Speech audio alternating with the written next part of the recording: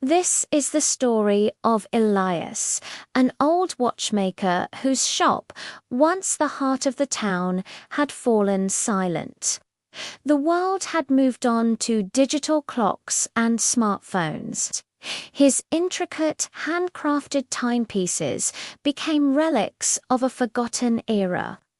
The once bustling shop now gathered dust, and so did Elias. People hurried past his window without a glance. He was a ghost in his own life, a living memory that no one seemed to recall. Days turned into weeks, weeks into months. The loneliness was a heavy cloak, and Elias felt himself fading away with the ticking of his unsold clocks.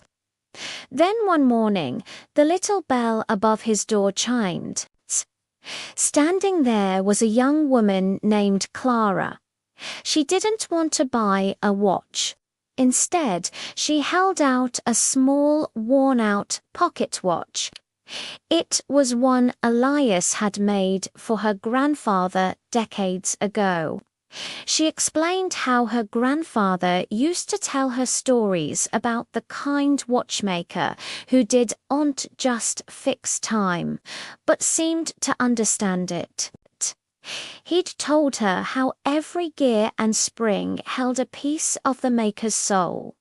Clara hadn't come for a repair. She had come to learn. She wanted to understand the art her grandfather had admired so much. Every day, Clara would visit Elias, who hadn't truly spoken to anyone in years, found his voice again. He taught her how to handle the delicate tools, how to listen to the heartbeat of a clock. He shared stories of the people behind each watch he'd ever repaired. In teaching her, Elias wasn't just passing on a skill.